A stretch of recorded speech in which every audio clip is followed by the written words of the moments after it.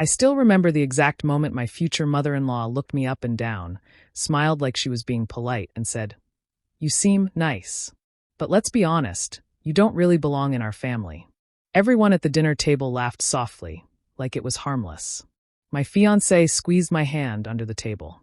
And in that moment, I realized something terrifying. They didn't think I was nothing by accident. They planned it that way. Stick with me. The dinner was held at my fiancé's parents' estate in Connecticut.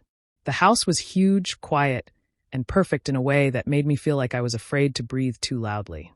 I was 28, a financial analyst, and this was my first formal dinner with Caleb's family. I had paid my own way through college. I was raised by my mom, who worked double shifts and never complained. I was proud of where I came from, but sitting at that table, pride felt very small. Caleb looked effortless, like he belonged there because he always had. His father, Richard, spoke calmly about investments and legacy. His mother, Elaine, watched me closely, smiling but never warmly. Every comment felt wrapped in silk, but sharpened underneath. She called my dress simple but brave. Richard said my job sounded cute. Someone mentioned my upbringing, and Elaine nodded slowly, calling it humbling. I tried to stay calm. I smiled. I answered politely. I waited for Caleb to step in. He didn't.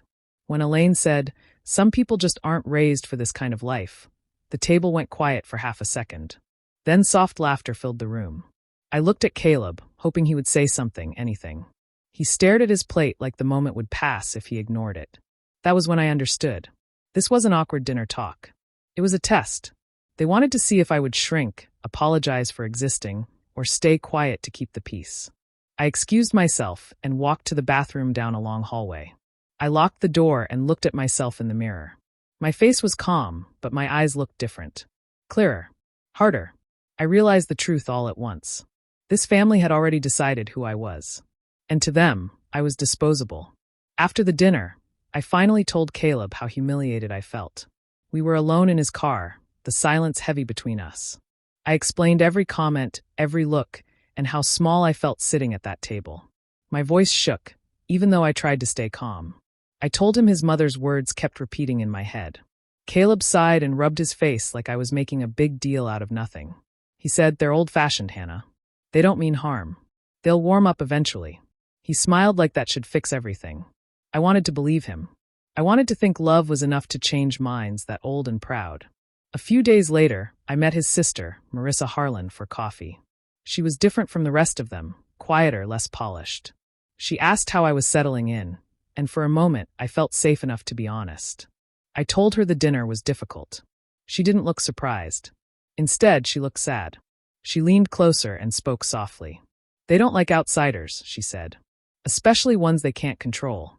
Then she added, almost as a warning, "Be careful." Her words stayed with me, but I pushed them aside. I told myself every family had flaws. I loved Caleb. I believed respect could be earned with patience, kindness, and time. I convinced myself that walking away would mean I wasn't strong enough to handle discomfort. Soon after, wedding planning began, and Elaine stepped in without asking. She chose the venue, dismissed my ideas, and changed details I had already decided. When I spoke up, she smiled and said she was just helping. When I told Caleb, he asked me not to argue with her. "It's easier if you let her handle it," he said. Little moments started adding up. Caleb canceled plans with me to attend family dinners. He asked me to apologize even when I wasn't wrong. Every time I felt hurt, he reminded me how important his parents were to him. Slowly, I noticed a pattern. When it came to choosing between my feelings and their comfort, he always chose them. I told myself it was temporary. I told myself marriage would change things. But deep down, something felt wrong. I was adjusting, bending, and shrinking while everyone else stayed exactly the same. And without realizing it, I was learning my place in their world. The offer came a week later, delivered like a gift. Richard invited Caleb to his office and offered him a position at the family investment firm. It was the kind of job people waited years for: high salary, power, and a clear path into the family legacy. Caleb was excited, almost glowing when he told me. Then Richard added one condition. Before the wedding, I had to sign a prenup. At first, I didn't panic. I understood the idea of protecting family assets. But when the document arrived and I sat down to read it, my chest tightened. Line by line, it took things away from me. Not just future assets, but things I already owned. my savings, my investments, even parts of my retirement plan. If the marriage ended, I would walk away with almost nothing. I asked questions. I pointed out the parts that didn't seem fair. Elaine's response was sharp and immediate. She looked at me with that polite smile and said, "If you're not after our money, this shouldn't bother you." Then she used the word that cut deepest. Gold digger. I felt sick. I had worked for everything I had. No one had handed me anything. But suddenly, my hesitation was turned into proof of bad intentions. Caleb told me not to take it personally. He said the prenup was just standard, and that signing it would keep the peace. He said his parents wouldn't trust me otherwise. When I tried to explain how unfair it was, he grew frustrated. "Why are you making this so hard?" he asked. "If you love me, you'll sign." I felt trapped between my dignity and my future, between love and fear. So I signed it, but I didn't stop there. Quietly, without telling anyone, I contacted my own attorney. I brought the prenup and every related document. She confirmed what I already knew. It was heavily one-sided and designed to leave me powerless. She told me to protect myself. From that moment on, I started paying attention. I saved emails. I kept copies of documents. I wrote down conversations, dates, and exact words. I stopped trusting smiles and promises. Outwardly, I stayed calm. I acted grateful. I didn't argue anymore. But inside, something had shifted. This wasn't about love or marriage anymore. It was about control. And for the first time, I understood that this family wasn't preparing to welcome me. They were preparing to own me. The charity gala was held in a grand hotel ballroom, filled with soft music, crystal lights, and people dressed like they had never worried about money in their lives. I stood beside Caleb, holding his arm, trying to look confident. I told myself this was part of his world now, and I needed to fit in. Elaine took the microphone to introduce us. Her voice was smooth and warm. When she got to me, she smiled and said, "And this is Hannah, Caleb's girlfriend from a simpler background." She paused just long enough for people to laugh politely. My face burned, but I kept smiling. After that, people circled me like I was something new and interesting. They asked where I grew up, what my parents did, and how I managed to make it this far. One woman asked if I had ever been inside a country club before. Another said I must be very lucky to be marrying into such a family. Every question felt like a reminder that I didn't belong. I searched for Caleb, hoping he would notice how uncomfortable I was. He stood nearby, laughing with his father and their friends. He didn't come to my side. He didn't stop anyone. It was like he couldn't see what was happening, or worse, he didn't want to. Later in the evening, Richard raised his glass and made a joke about how Caleb had married up, and how love could truly cross social lines. Laughter filled the room. Caleb laughed too. That sound stayed with me longer than the joke itself. It told me everything I needed to know. On the drive home, the car was quiet. I stared out the window, replaying the night in my head. I thought about every smile I forced and every insult dressed up as humor. I realized no one had defended me. Not once. When we got home, Caleb said the gala went well. He said his parents were proud. I nodded and went to the bedroom. Sitting alone in the dark, I finally admitted the truth to myself. Caleb wasn't just staying silent.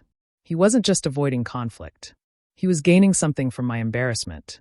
When I was small, he fit perfectly into his family. When I was questioned, he was accepted. My discomfort made his life easier. That night, I stopped asking myself why they treated me that way. I started asking why the man I loved allowed it. And the answer hurt more than any insult ever could. A few days later, I came home earlier than expected.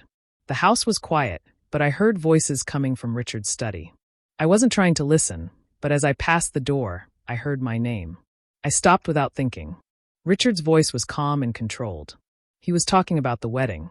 He said it might be best to delay it until I proved I was manageable. The word hit me hard. Manageable. Like I was a problem that needed to be handled, not a person. Caleb replied in a low voice. He didn't argue. He didn't defend me. He just listened. Elaine joined the conversation and suggested that after the wedding, it would be safer if I stayed financially dependent. She said independence made women difficult. She laughed softly, like it was common sense. She talked about controlling shared accounts and limiting access, just to keep things stable. I waited for Caleb to speak up. I waited for him to say this was wrong. He didn't. He agreed with small sounds, short responses that showed acceptance. His silence felt louder than any insult. I stood there, frozen, my heart beating so hard I thought they might hear it. I didn't pull out my phone. I didn't record anything. I didn't need to. Every word burned itself into my memory. I walked away quietly and went into the bedroom. I sat on the edge of the bed and tried to breathe. For a long time, I just stared at the floor. The man I loved was gone. Or maybe he was never who I thought he was. I realized this wasn't about misunderstandings or cultural differences. This was a plan. They weren't reacting to me. They were preparing for me. And Caleb was part of it. That night, he came into the room like nothing had happened. He kissed my forehead and asked if I was okay. I said yes. The word felt heavy in my mouth, but I said it anyway. Something inside me shifted.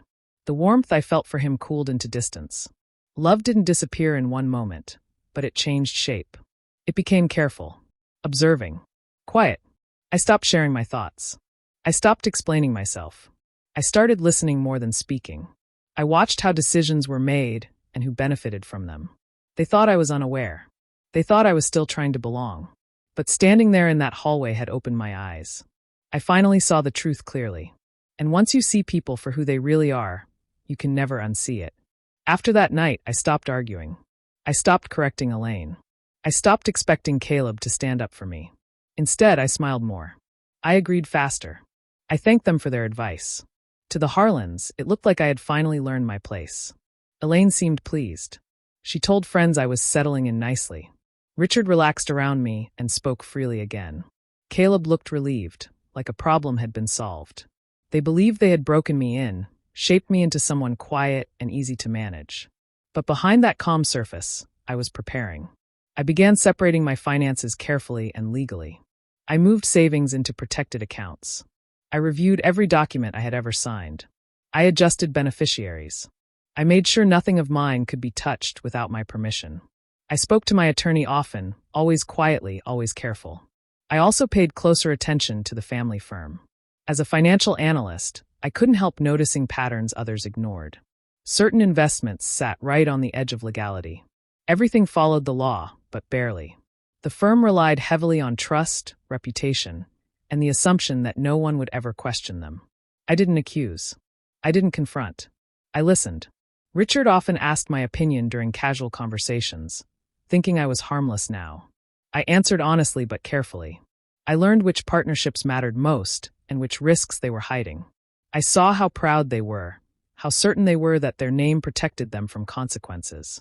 Each detail went into place like pieces of a puzzle. At home, I played my role. I agreed with Elaine's plans. I let Caleb make decisions without resistance. The more I complied, the more control they thought they had. They underestimated silence. They mistook patience for weakness. Inside, I felt different. Clear. Focused. The fear was gone. I wasn't trying to save the relationship anymore. I was preparing to leave it safely. One evening, as I organized my documents, I felt something close to calm. I finally understood where their power came from, and where it didn't. They relied on appearances. On trust. On the belief that people like me wouldn't fight back because we were grateful to be there. That belief was their greatest mistake.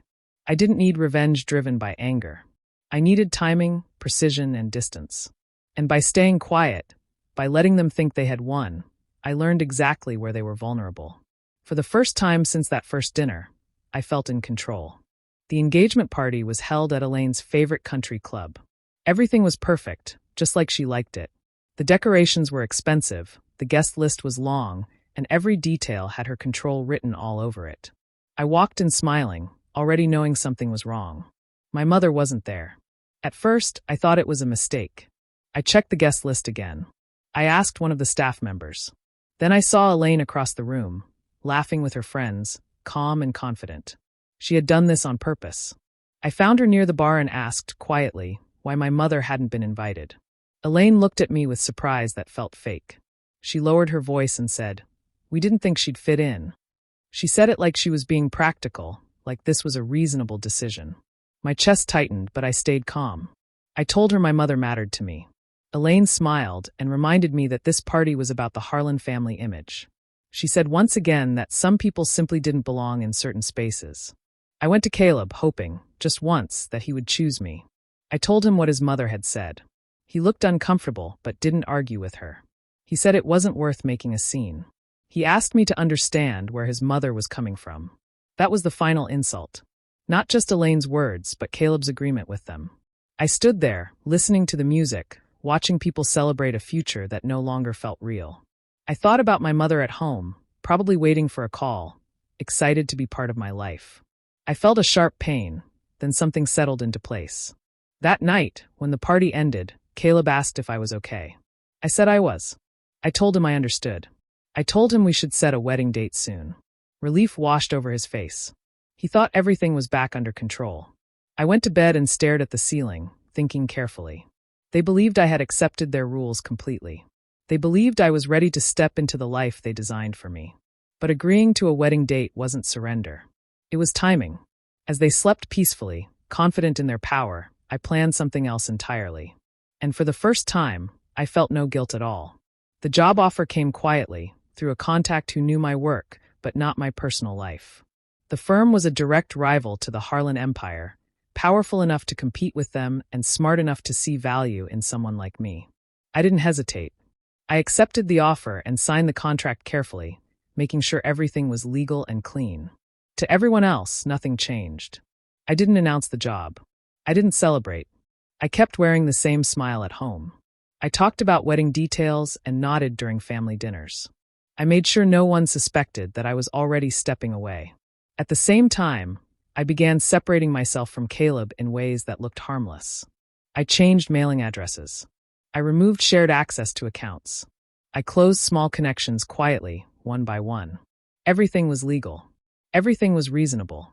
And everything was invisible to them. Richard still trusted me. He often asked for my opinion during casual talks, proud of how much I had learned. He saw me as useful but harmless, someone who would never challenge him. When he brought up an upcoming investment, he asked what I thought. I gave him exactly what he asked for. I confirmed the numbers he already believed in. I supported the direction he wanted to take. I didn't lie. I didn't mislead. I simply didn't warn him. The decision stayed within the law, but it relied on overconfidence and assumptions I knew would fail under pressure. That night, Richard thanked me. He said I was finally becoming part of the family. Caleb smiled at me, proud. I returned the smile, feeling nothing. At work, my new firm began moving quietly into position. Strategies were formed. Market shifts were anticipated. I watched from a distance, knowing exactly how the Harlan firm would react, and how slow they would be to change. I wasn't acting out of anger. I was acting out of clarity. They had underestimated me from the start, and now they were relying on that mistake. Every step I took followed the rules they respected so much. No drama. No confrontation. Just choices. As I lay in bed beside Caleb that night, I understood something clearly. This wasn't revenge built on destruction. It was consequence built on truth. And it had already begun. The fall didn't happen all at once. It started with confusion, then panic, then silence. News spread quickly in the financial world. The Harlan firm had taken a major hit. Investors pulled back. Partnerships collapsed. What they believed was a safe move turned into a public failure. Everyone wanted answers. The investigation showed no fraud, no illegal actions. Just poor judgment driven by confidence and pride. The firm had ignored warning signs.